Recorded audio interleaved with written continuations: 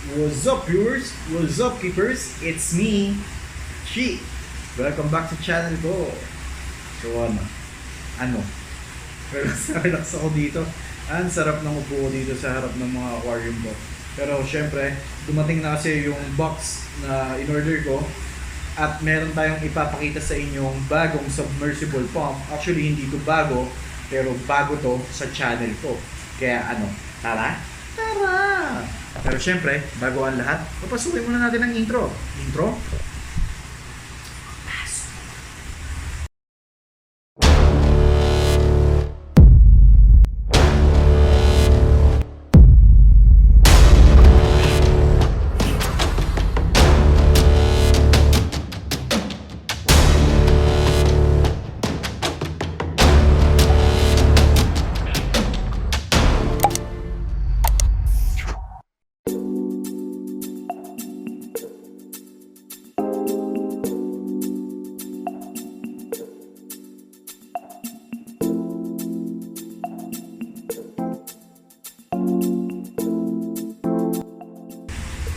Ayun. Dumating nga kasi yung in-order ko na Cbillion Aqua Pump kasama ng Porpoise Arowana Food.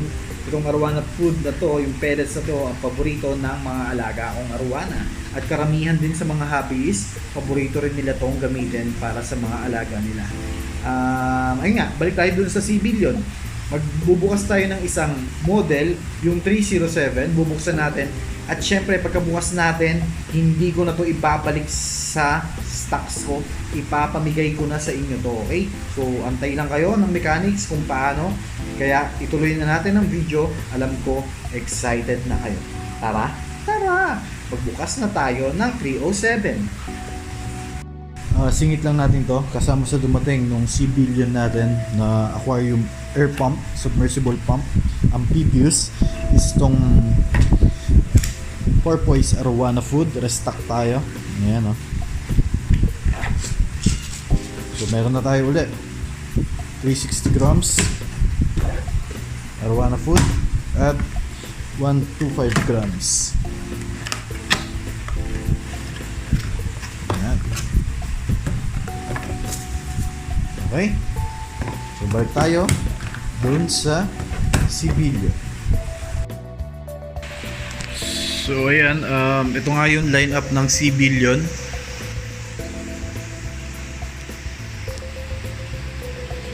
Ayan. 306. Itong 306, ito yung 3,000 liter per hour. Tapos 307, ayan, 307, 3,500 liter per hour. Tapos ito namang 308. Ang 308 natin ay ang 4,500 liter per hour. At ito namang 309. Ang 309 ay 6,000 liter per hour. So ayan po. Meron tayong mga maliliit na model like 304 and 305. Pero wala ako ng stock. 1,500 liter per hour and 2,500 liter per hour po. Yan. So ito lang po ang available sa akin. Start tayo ng 306 hanggang 309. Ayan. Tara, bukas natin yung isa.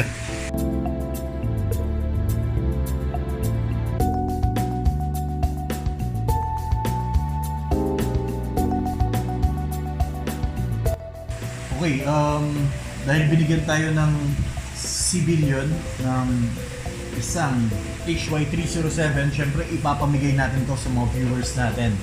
Okay, buksan natin. Unbox tayo ng isang model. HY307, unbox natin.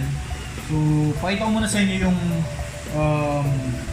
information ng bawat model. So, yung 304, ito yung 10 watts, 1,500 liter per hour. 305 naman 13 watts, 2,500 liter per hour. 306 is 16 watts, 3,000 liter. 307 is 20 watts, 3,500 liter. 308 is 30 watts, 4,500 liter per hour. And 309 is 42 watts. And yun ay 6,000 liter per hour. So, medyo mababa yung power rating niya. Kaya good to. Medyo tipid to sa kuryente. Ayun nga, fountain display, water circulation, quiet technology nakalagay. So, tahimik. Expect natin na tahimik siya. Eco energy saving. Yun. So, tara. Buksan natin. Ganda packaging, ah. Oh, ganda. Ganda packaging na ito. May manual pa. Ayan. Okay. Di ko na siguro iisa-isahin sa inyo yung manual. Tara, buksan natin. Ayun. Ayun na. Ayun na. Ito na. Okay. Ilabas natin yung mga laman. So ano-ano ang meron sa loob ng isang box ng Civilion Pong. So nandito yung mga fittings niya. Open natin.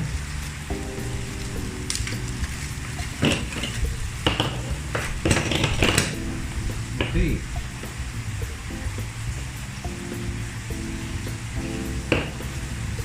Okay itong fittings niya. Maganda yung mga fittings niya, marami ha. Marami kang option. Meron akong naging issue dun sa isang brand. Yung fittings niya may nag-report sa akin. Medyo alanganin eh. Yung mga malalaki hindi siya makabit. Ewan ko ba't ganun. Meron ba akong stock dito? Wala akong stock eh. Pero check natin ha. Ito, ang ganda. So meron tayong iba't ibang sizes. Ayan. Good. Ganda to. May lock pa para sa mga hose. So yung fittings niya maganda. So lahat magagamit. Ayan. Okay. Tapos isa sa nagustuhan ko dito sa Civilion na to, ang ganda na itsura niya. Rectangle, parang modern style. Tapos plain black. So napakalinis niyang tignan sa aquarium. Kung nasa loob mo man siya ilalagay. So ayun. Maganda yung pagkakakabit ng yung holder niya. So hindi siya basta-basta matatanggal. Subukan natin yung bakasin ha. Wala yung silver aquarium. Ayan. Oh. Same lip sa kabila. Yun. May lock lang siya. So naka-clip lang. Ayan. Try natin buksan to. Ito natin sila. Yun o. So, yun nga pala. Kung maalala nyo, sinabi ko kanina, amphibious siya.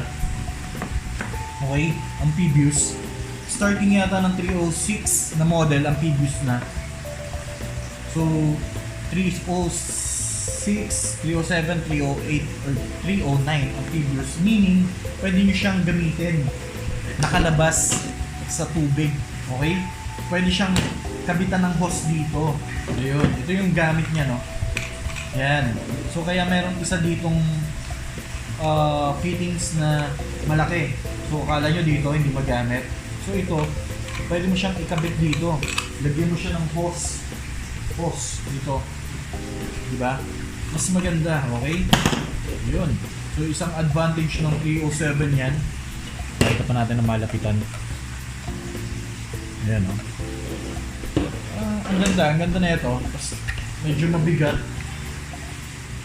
So, ayun. Balik na natin. So, pag gusto nyo nga siyang gamitin na wala sa loob, nasa labas ng aquarium, ito hose lang. Pwede yun, mas malinis tignan. Pwede siyang nasa taas. Oo nga, no? Trickle filter. Ayun, may naisip ako.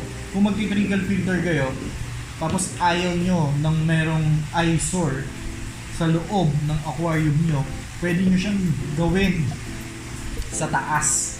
Diba? Galing yung naisip na yan, ha? So, maglalagay ka lang ng tubo dito, clear pipe, pwede. Tapos sa baba. Okay. So, ayun. Piping dito, papunta ng trickle. Sana may makagawa nun, no? Sana may makagawa nung ganong style. So, mas malinis yung aquarium nyo. Wala akong extra trickle filter dito eh. Pero, yung naisip ko na yon. Teka, may naisip ako. Papakita ko sa inyo mamaya. I-cut natin to.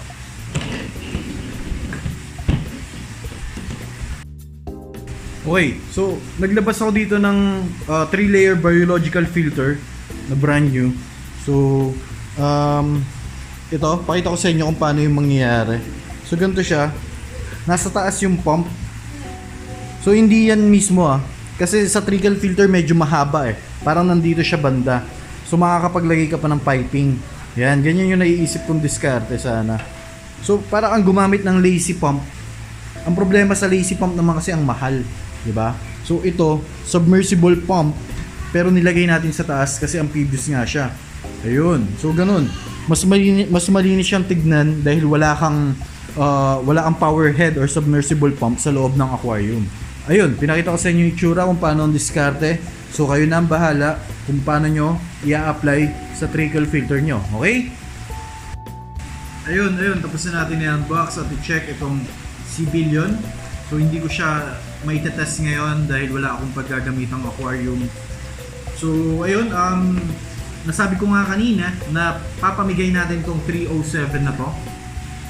Isa sa mga viewers ko. So, ayun, abangan nyo mechanics kung paano. I-check nyo sa FB page ko kung ano ang magiging mechanics natin para mapasa inyo ang aquarium pump na ito. Okay? So, ayun, maraming salamat sa panonood. Kung bago ka lang at napadaan lang dito sa channel ko, huwag kalimutan mag-subscribe, i-share, i-like ang mga video ko, okay? Maraming salamat ulit. Bye-bye! Bye-bye! Bye-bye!